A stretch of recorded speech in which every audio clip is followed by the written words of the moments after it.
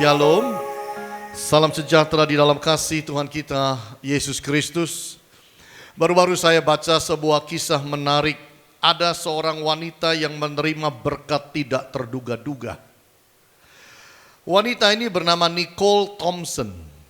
Tinggal di Chicago, Amerika Serikat. Dia adalah seorang guru. Dan karena mungkin hidup itu berat, tidak cukup uang gaji sebagai guru, lalu dia bekerja sampingan, yaitu bekerja di restoran, jadi pramusaji yang terima order orang mau makan apa, minum apa, segala macam dia catat, dia yang bawa keluar makanannya. Dan satu kali waktu dia dapat seorang customer yang berbeda. Makanan, minuman yang dipesan sederhana dan biasa. Tapi ketika dibayar, yang kaget yang terima bayaran.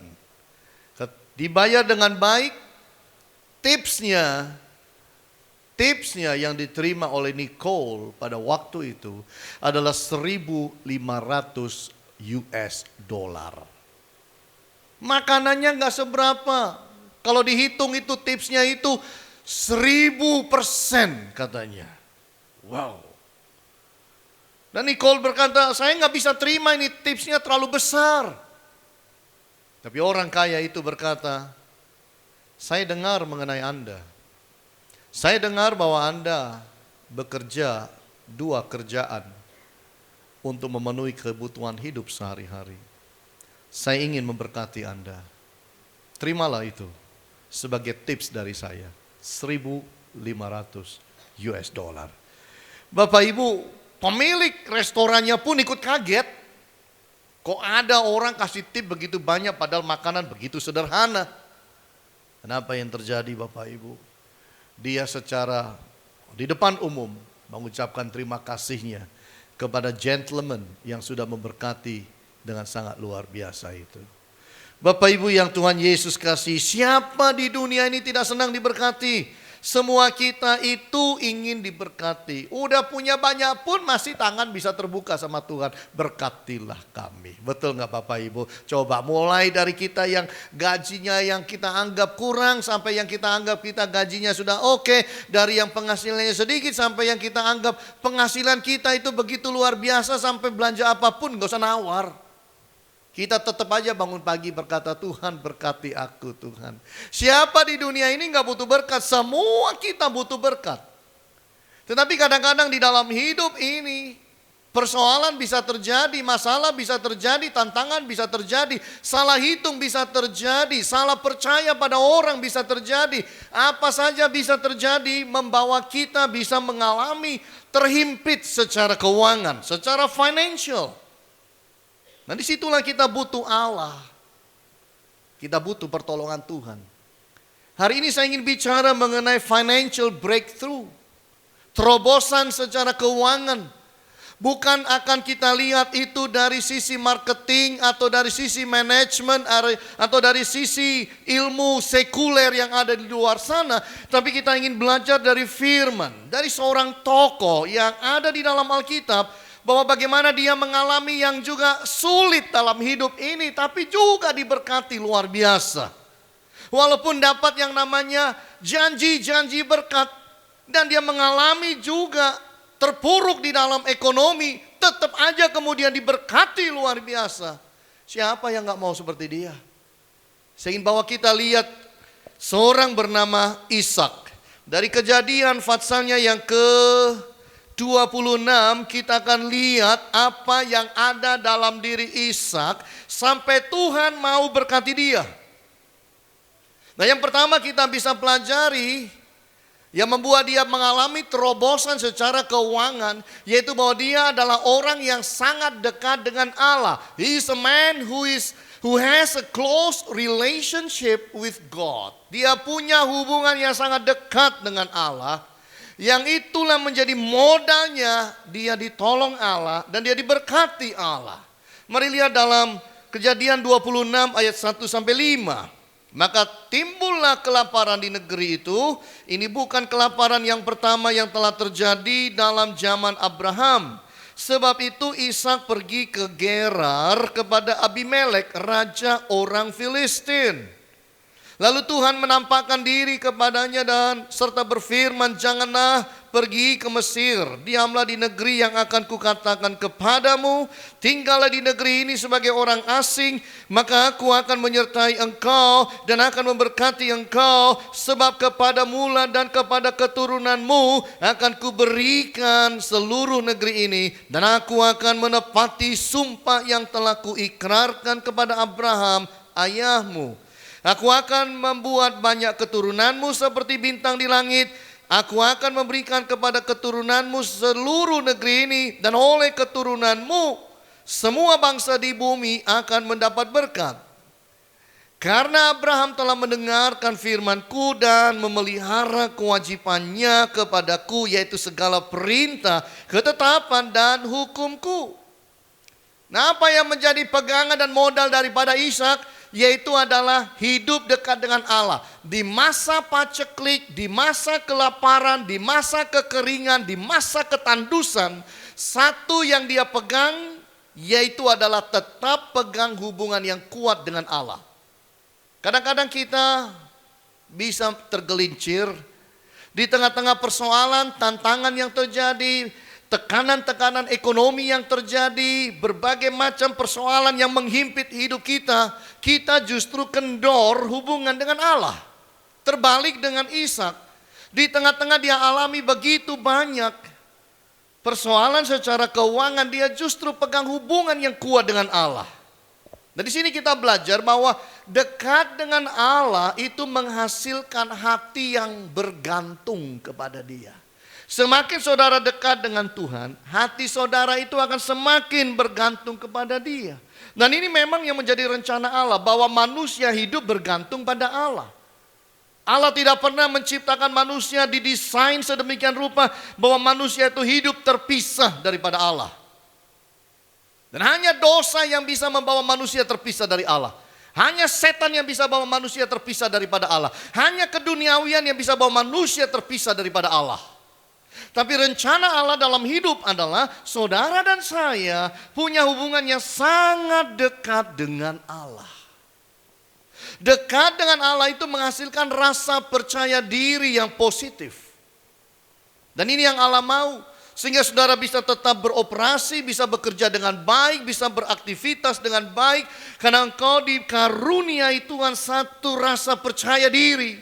Karena engkau hidup dekat dengan Allah.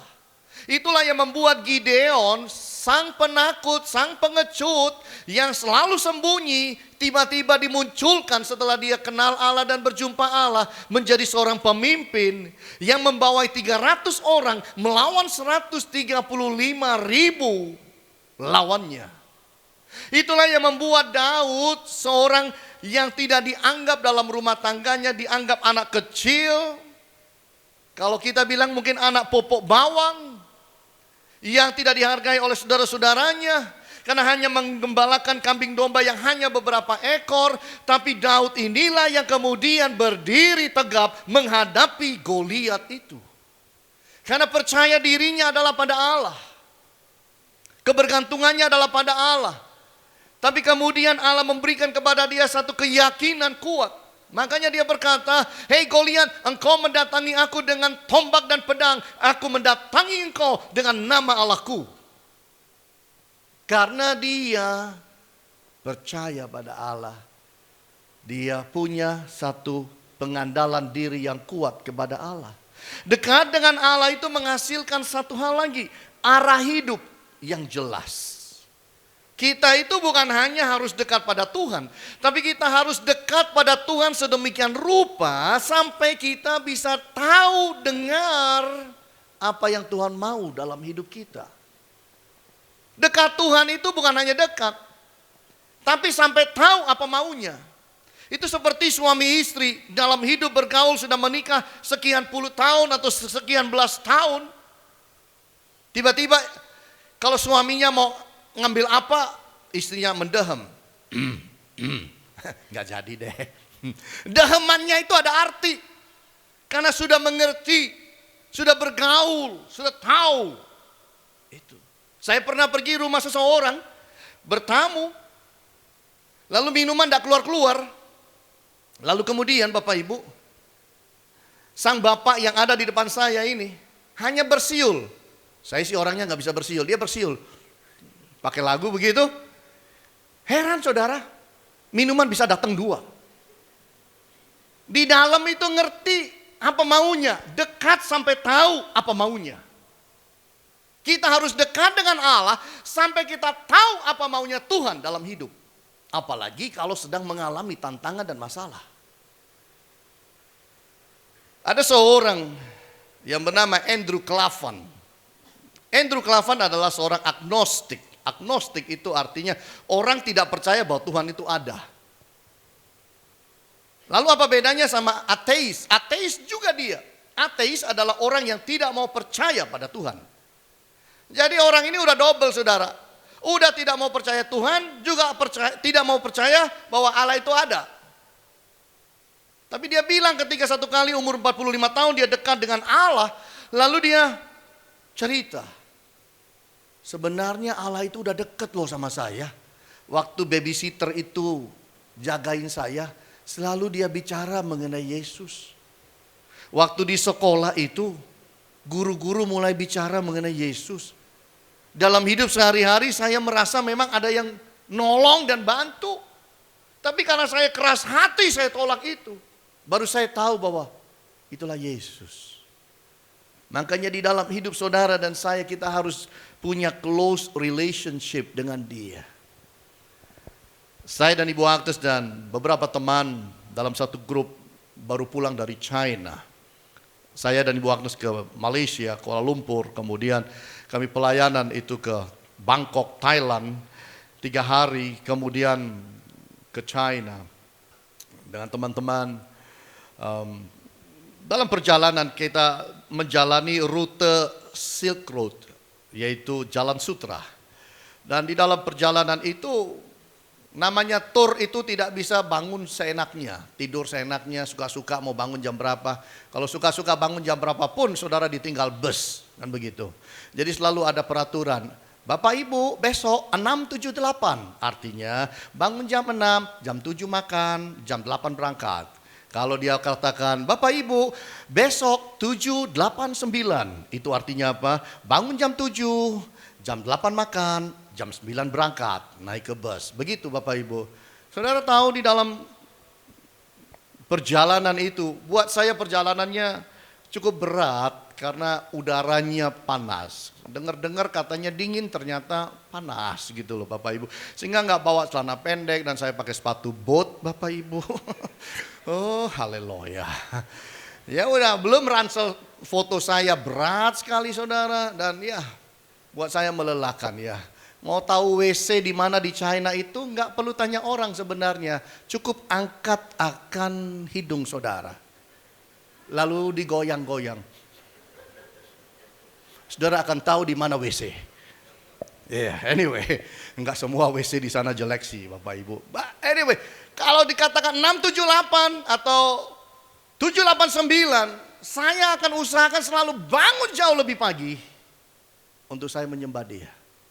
Bersama Ibu Agnes, tetap holiday enggak holiday nyembah Tuhan, itu harus. Dan itu kami jalankan terus. Tidak pernah bolos sekalipun sampai pulang. Mau capek model apapun, alarm dipasang jauh lebih pagi dari 678 atau dari 789. Untuk kami bisa menyembah. Nggak bisa kita bilang sama Tuhan, Tuhan Yesus engkau tahu dan pahami situasi kami. Ini lagi holiday. Jadi mohon maaf kami hari ini tidak menyembah. Nggak ada itu. Tetap aja. Sebab kalau nanti Tuhan balik sama saya, pusing saya. Tuhan Yesus tolong kejepit nih, kejepit. Tuhan Yesus buka pintu jendela sorga. Maaf anakku, sorga lagi holiday. Menjaga relationship yang baik dengan Allah itu penting. Inilah modal kita ditolong. Ini yang Tuhan mau. Carilah dahulu kerajaan Allah dan kebenarannya, maka semuanya akan ditambahkan kepadamu. Pegang ini. Relationship number 1. Jadi kalau saudara sedang mengalami tantangan-tantangan ekonomi untuk mengalami terobosan, saudara harus dalam hidup ini membangun hubungan dengan Allah.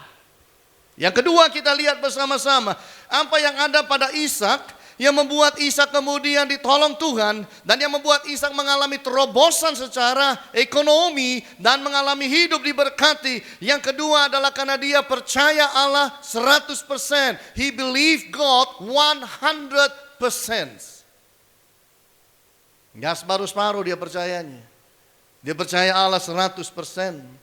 Di dalam ayat 12 sampai ayat yang ke-15, maka menaburlah Ishak di tanah itu dan dalam tahun itu juga ia mendapat hasil 100 kali lipat sebab ia diberkati Tuhan. Dan orang itu menjadi kaya, bahkan kian lama kian kaya sehingga ia menjadi sangat kaya. Ia mempunyai kumpulan kambing domba dan lembu sapi serta banyak anak buah. Garis bawahi banyak anak buah. Sehingga orang Filistin itu cemburu kepadanya. Segala sumur yang digali dalam zaman Abraham ayahnya oleh hamba-hamba ayahnya itu telah ditutup oleh orang Filistin dan ditimbun dengan tanah. Apa yang Alkitab katakan mengenai Ishak?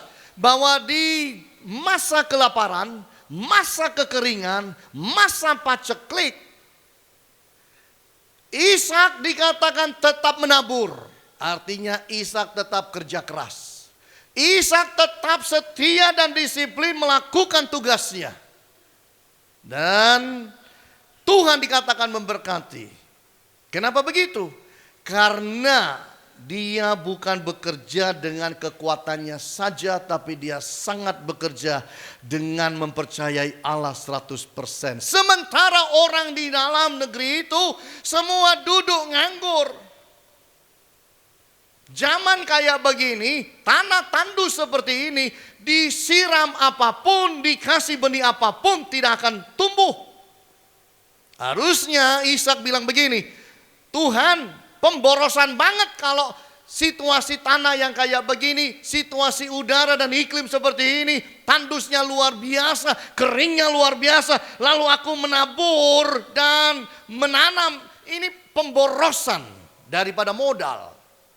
Harusnya dia bisa bilang begitu. Tapi dia tidak lakukan itu. Dia lakukan langkah iman. Dia menabur dengan iman. Dia menanam dengan iman. Dia bekerja dengan iman. Karena dia percaya Allah pasti memberkati. Ada banyak orang Kristen bekerja. Kristennya dia benar-benar Kristen. Bekerjanya tidak ada iman. Bekerjanya tidak melibatkan Allah. Bekerjanya itu dengan ragu-ragu dan tidak ada percaya kepada Allah. Bagaimana bisa diberkati? Sedangkan yang namanya Ishak ini, dia percaya 100%. Makanya Alkitab bilang dia mendapat hasil 100 kali lipat. Sebab ia diberkati Tuhan. Bukan karena yang lain, sebab ia diberkati Tuhan. Dan dikatakan orang itu menjadi kaya. Dan bahkan kian lama kian kaya. Dan sehingga ia menjadi sangat kaya. Alkitab kalau bilang seseorang sangat kaya, itu kaya beneran. Tapi kalau ada orang bilang, saya Superman, saya superhero, saya super good, saya super kaya, belum tentu. Tapi kalau Alkitab yang bilang dia kaya, itu kaya. Amin Bapak Ibu. Ini sesuatu yang sangat indah.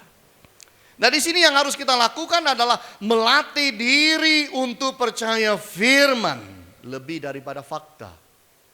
Faktanya tandus, yes. Tapi aku percaya Tuhan sanggup memberkati aku di tengah ketandusan yang ada. Faktanya kekeringan, yes. Tapi Allah sanggup memberkati aku di masa yang sangat kering ini. Karena Tuhan mau berkati saudara itu kayak tangan dibalik begini loh Bapak Ibu. Itu Allah kita. Tuhan itu tidak pernah garu-garu kepala. Nolong saudara. Tuhan tolong. Terus Tuhan sebentar nak. Ya apa ya caranya ya? Ya apa ya? Enggak. Allah nggak pernah garu-garu kepala. Allah tidak pernah kehabisan ide untuk menolong saudara. Allah tidak pernah kehabisan berkat untuk memberkati saudara. Ini yang kita harus pegang. Fakta itu boleh ada tapi tidak boleh saudara bilang fakta nggak ada. Tidak boleh kita itu kemudian berkata, oh enggak kok. Nggak ada itu kekeringan. Ada. Ada kering, tapi kita punya Tuhan. Jadi jangan menyangkali fakta. Tapi percayalah Allah lebih daripada fakta. Kalau ada orang batuk bilang nggak batuk, itu namanya menyangkal.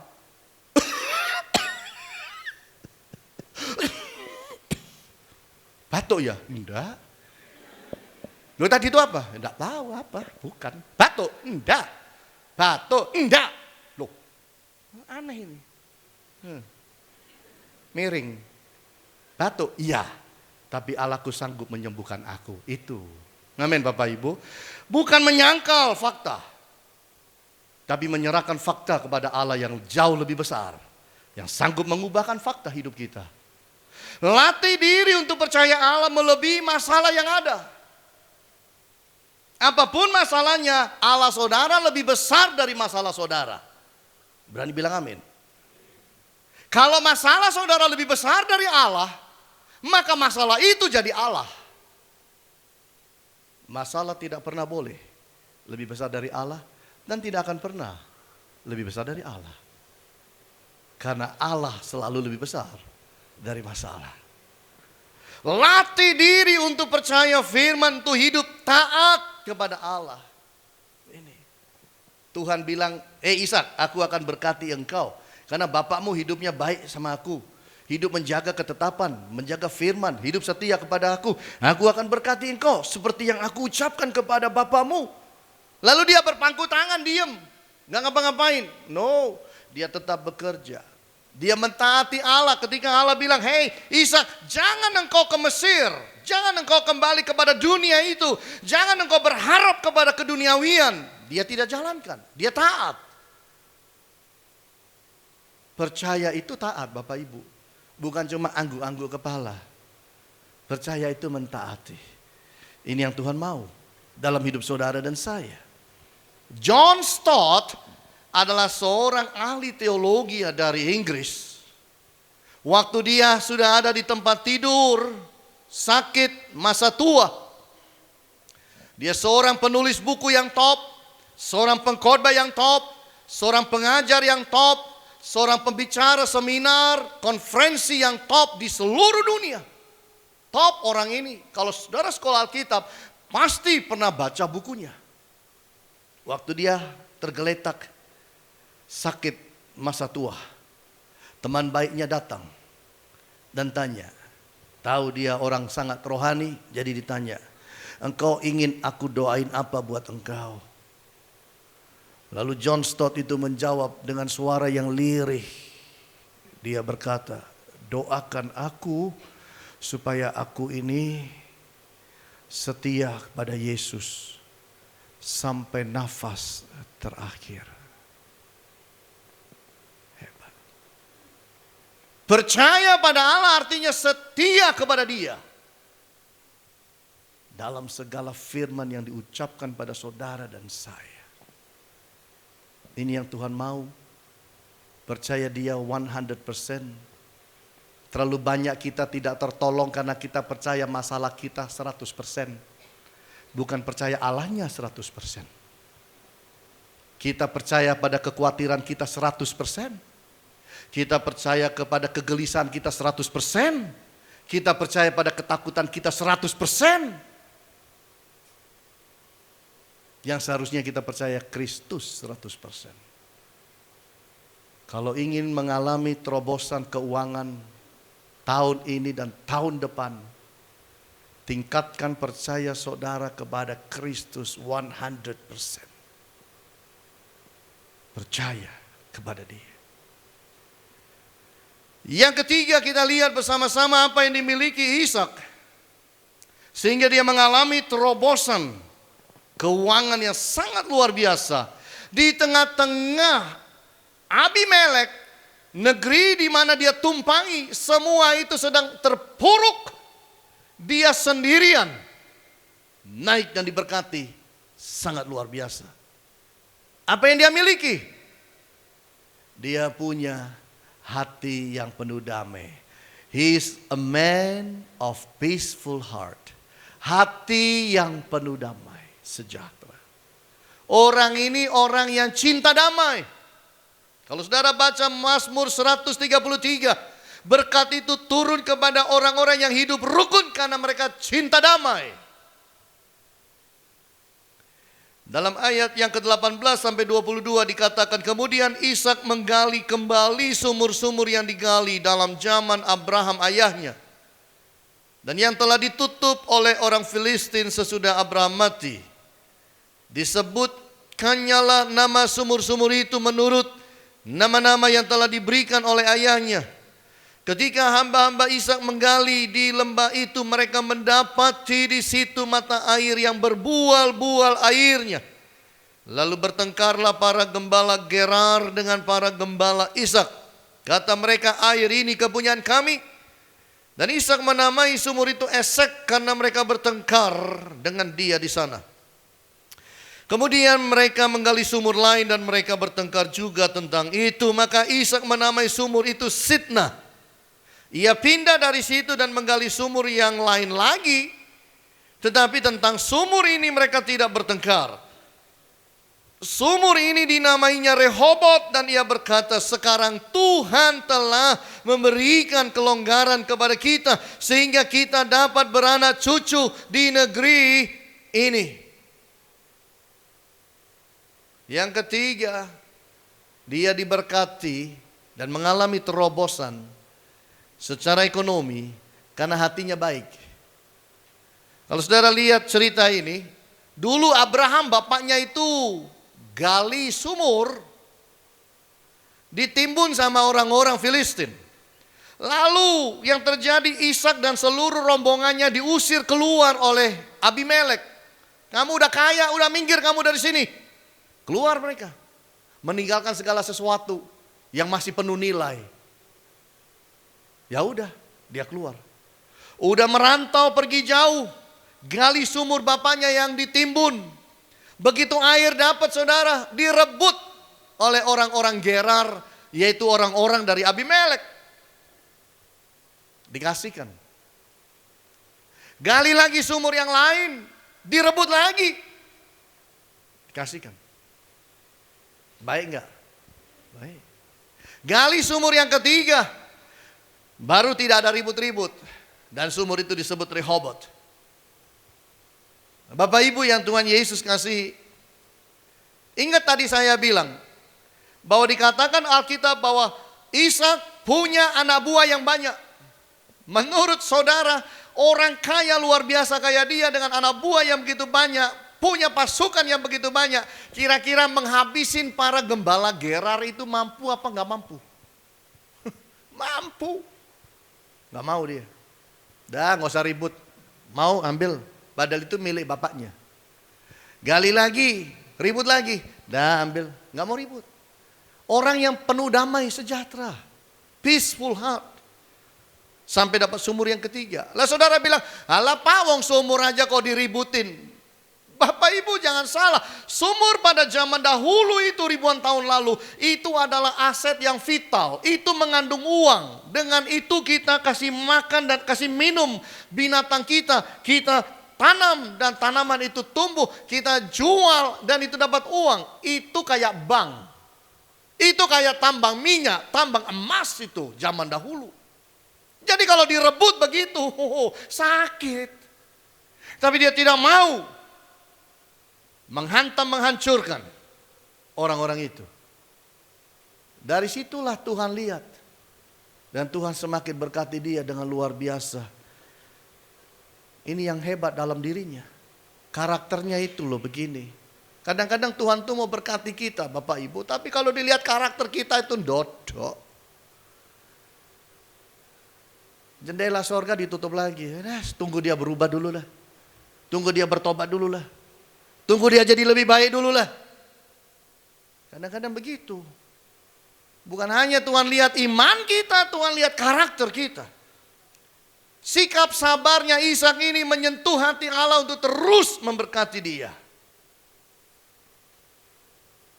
Dalam ayat 24 itu dikatakan. Sikap rendah hatinya itu menyentuh hati Allah untuk memberkati dia.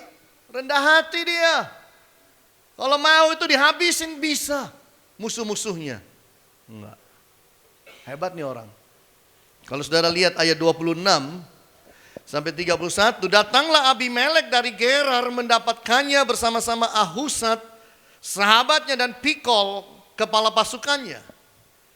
Tetapi kata Ishak kepada mereka, mengapa kamu datang mendapatkan aku? Bukankah kamu benci kepadaku dan telah menyuruh aku keluar dari tanahmu?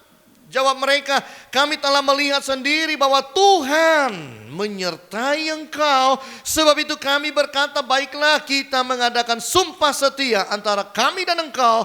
Dan baiklah kami mengikat perjanjian dengan engkau, bahwa engkau tidak akan berbuat jahat kepada kami, seperti kami tidak mengganggu engkau, dan seperti kami semata-mata berbuat baik kepadamu dan membiarkan engkau pergi dengan damai.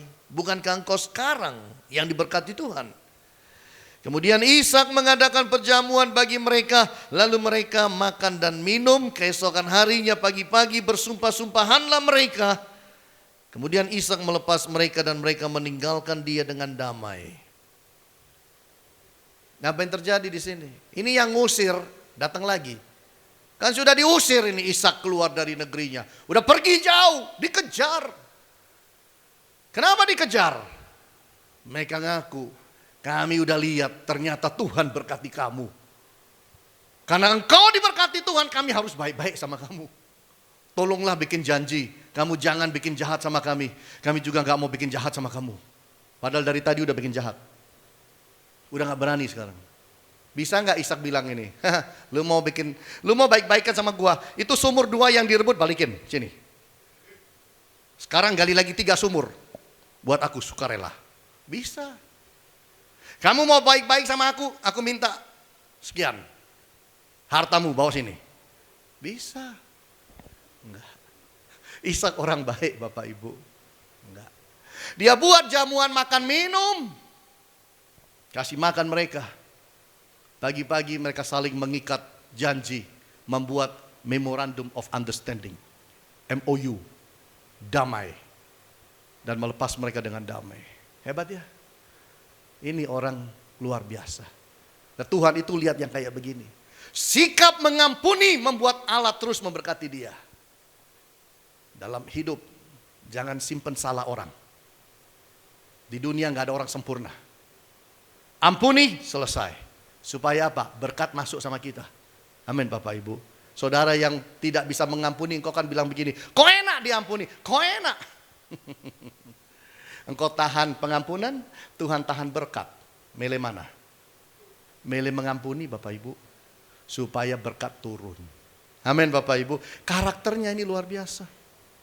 Ini luar biasa. Saya membaca kisah mengenai seorang Chinese yang lahir di Amerika Serikat. Namanya Russell Jeung. Ayahnya punya restoran. Waktu dia masih kecil, ayahnya sudah suruh dia kerja. Kerjanya adalah menuang teh di setiap meja. Setiap tamu yang duduk makan di restorannya, tehnya tidak boleh habis dari cangkir. Sebelum minta sudah harus penuh. Bapaknya ajarkan dia. Jadi karena masih kecil hanya itu tugasnya. Wah, kemana-mana keliling. Habis tambahin. Terus begitu. Ya. Lalu waktu dia sudah kaya, dia bilang begini. Bapaknya pesan sama saya. Bapakku pesan sama saya 2 hal. Nomor 1, Bapakku berkata kepada saya, di dalam hidup ini harus kerja keras. Kerja keras. Nomor 2, Bapaknya bilang, harus rendah hati. Walaupun engkau sukses besar dalam hidup, rendah hati. Titik. Dan ini diceritakan waktu dia diinterview oleh seorang wartawan. Bagaimana dia sukses. Dan dia berkata, inilah modal saya dalam hidup. Papa saya ajar saya jadi orang baik. Kerja keras, rendah hati. Ini bicara apa? Karakter. Kalau Tuhan lihat ada orang karakternya baik, pasti diberkati. Kalau Tuhan lihat saudara tambah hari tambah baik, pasti diberkati. Karena Tuhan itu tidak pernah tahan berkat Bapak Ibu. Saudara jangan pikir Tuhan itu kayak bos besar. Bos besar itu kalau dia punya kekayaan 1 triliun, dia kasih saudara itu 100 miliar, kalong saudara, menyusut jadi 900. Kalau Allah, dia kasih saudara berkat, itu berkatnya nggak pernah habis. Itu hebatnya Allah. Nggak pernah habis berkatnya. Makanya di dalam hidup saudara, nggak usah khawatir berkat itu habis. Berkat itu banyak di sorga. Tapi yang harus kita lakukan, ya 3 ini. Kita harus menjadi orang-orang yang belajar dalam hidup supaya membangun relationship dengan Allah semakin hari semakin kuat. No holiday di dalam hubungan kita dengan Allah. Percaya Dia 100%. Jangan percaya kepada masalahmu. Masalah boleh ada. Percayamu tetap sama Tuhan Bapak Ibu. Dan hidup dalam hati yang penuh damai sejahtera satu dengan yang lain. Maka saya yakin dan percaya 3 modal kita ini akan membawa kita hidup dan diberkati oleh Tuhan. Tuhan Yesus berkati saudara.